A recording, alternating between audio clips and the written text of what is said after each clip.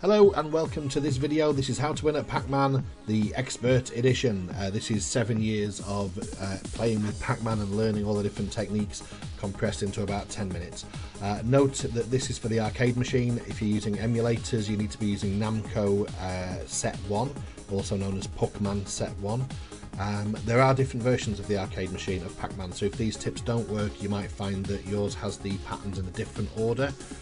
Either way, I hope this information helps you. So we will crack on with expert technique. The first thing that you want to know about Pac-Man is that there are 4 very important junctions in the maze. I'll highlight them on this map in orange. There we go. If Pac-Man enters one of these 4 junctions, it's important to know that the ghost will not follow him if you leave via the top. So these are great for putting space in between you and the ghost as they're chasing you. Here's an example of that. 3 ghosts are following us. We go in that first junction, we go up, and the other 3 ghosts all go out of the left hand side. If a ghost enters any one of those 4 junctions, it will never leave via the top, it will always pass straight through. Here's me messing up to show you how to get out of a mistake. This is the red ghost following us. I shake it off by going up the junction, but now I've got the light blue ghost following. So what I need to do is just go to the other junction, which is the top right, and I'll just go out of the top of that one, and again that will shake off the blue ghost. Now in a moment we're going to look at the behaviour of the ghosts, but this is a really handy thing to know. The behaviour of the ghosts and those junctions means that if you go into that junction that's highlighted there and go out of the top, then the 4 ghosts will never be able to find you. They just go round and round and round, looking for you but never finding you. It's a brilliant little time saver if you need to go and answer the phone or take a break if you're playing the game for long periods. Just pop into that junction from the side, leave via the top, and the game will just continue without you until you come back to it. So let's look at that ghost behaviour in a bit more detail. The ghosts alternate between chase mode and retreat mode. When the ghosts are in retreat mode, what that means is that they go to the corners of the map, as you can see here. They then just go round and round and round until the game switches back into chase mode. Retreat mode is also sometimes known as scatter mode if you look online and read the guides. But the game alternates between chase mode and retreat mode, and the amount of time it spends in retreat mode gets shorter as the game progresses. The game always starts with the ghosts in retreat mode, so you will see them heading off at the beginning now to their corners. And you'll also notice that the ghosts normally don't change direction back on themselves, like turning around 180 degrees. So watch the red ghost there, it changes direction and comes back on itself because the machine has just switched into chase mode. So if we watch the ghost behaviour, you'll notice that at the moment Pac-Man's in the hiding place. They're all going around the hiding place trying to find him. Can't find him. They all change direction 180 degrees to set off into retreat mode. The game starts with them in retreat mode, as I mentioned, so they head off into the corners. Watch the red ghost change direction now we're in chase mode. They're going to come for us. They keep looking for Pac-Man, they're heading towards Pac-Man.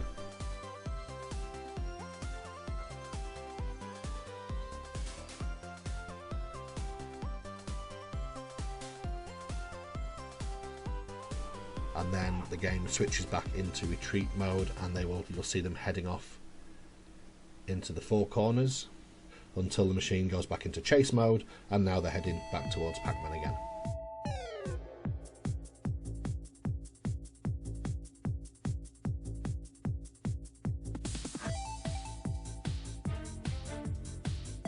So let's have a look at how the ghosts chase Pac-Man. There are 4 ghosts, and each of them has their own name and their own nickname, and the idea of the names is that it's meant to give you a clue to their behaviours. Each ghost sort of tries to track Pac-Man in a different way, and if you look at the normal maze like this, what you need to know is this: the game sees the maze as squares. The maze is divided into all these hundreds and hundreds of squares, and what happens is each individual ghost, when in chase mode, has a target square that it's heading towards. So we'll go for them individually. First of all, we'll have a look at Shadow. Shadow, as the name suggests, is the one that's going to be on your tail all the time. So here we go, the game's in retreat mode, now it's in chase mode, and now the ghosts are coming for us. The target square that the red ghost is heading for is absolutely dead center of the Pac-Man character himself.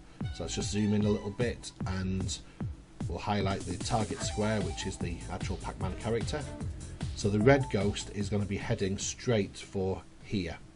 Now there's two ways it could get to you. It could go to the left and go around that corner, or it could come straight down. But what's happening is the machine is trying to work out the shortest straight line, which in this case is a short diagonal line, which means that the red ghost is going to come downwards towards Pac-Man.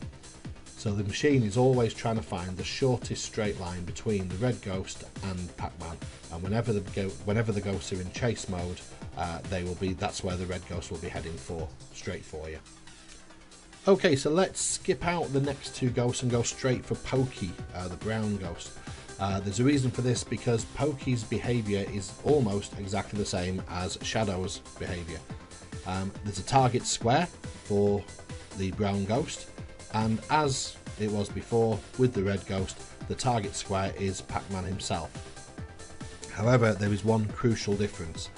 When the brown ghost approaches Pac-Man and gets close, actually when he gets within 8 squares distance of Pac-Man, his target square changes to be his retreat square, which we saw before, which is the bottom left hand corner of the screen.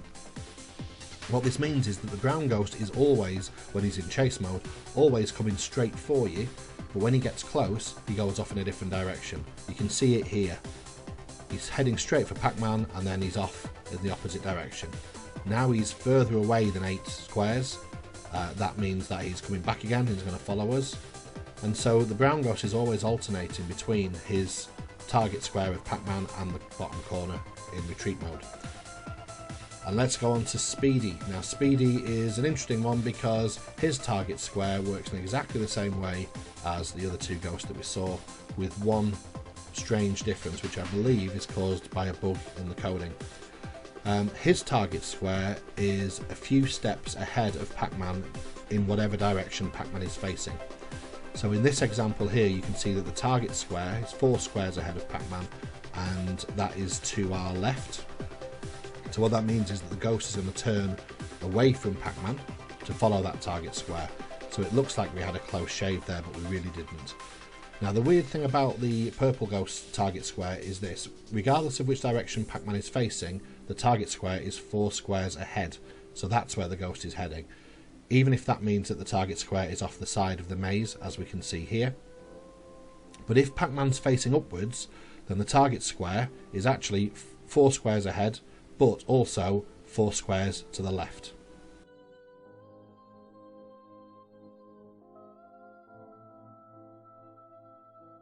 So now we know the behaviour of 3 out of the 4 ghosts. Let's just take a moment to understand why that hiding place we saw earlier is actually working. When these ghosts go back into chase mode, now, you'll see that the red ghost goes straight for Pac-Man, but of course none of the ghosts go up at that junction, so he just goes round and round and round. The pink ghost goes round and round the box in the middle, because his target square is to the left of it. Our brown ghost alternates between these 2 points as it gets nearer and further away, so he just goes round and round as well. Okay, so let's have a look at the last one. This is Bashful, the cyan light blue ghost. Now there's a lot going on here, and this is the one that I find the hardest one to follow. The light blue ghost, as with all the other ghosts, has a target square, and it's the same target square as the pink ghost. What that means is that it's a few steps ahead of Pac-Man, but if Pac-Man is facing upwards, it's going to be off and to the left like it was before. But that's not the square that the ghost heads towards. The light blue ghost heads towards a different target square, and the computer works out that square by drawing a straight vector line from the red ghost to that target square, and then doubling the length of the line to make a new target square further away.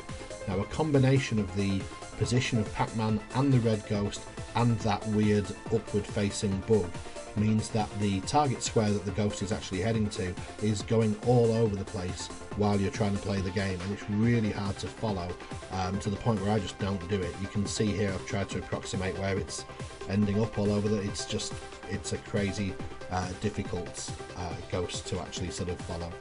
Now then, top tips. This is a cracking one. First of all, if you hold the joystick in the direction before you get to the junction, you can see that Pac-Man drops a frame as he goes around the corner.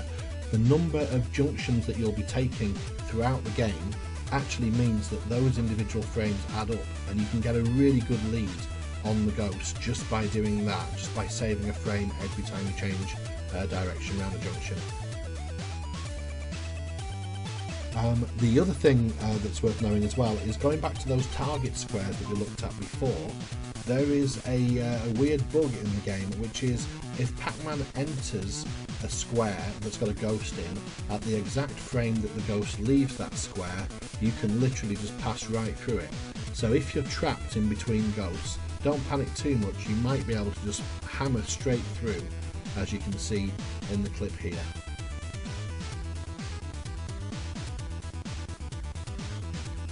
So I hope that's given you a lot to think about and a lot to work with. Those are the sort of skills in terms of knowing the mechanics of the game that can really help you to become an expert in Pac-Man. However, a lot of people don't want to learn the game in that way. So here is another video that I made of routes that you can learn in order to become a better Pac-Man player. So thanks for watching. Don't forget, like and subscribe and all that business, and hope to see you on another video. Bye for now.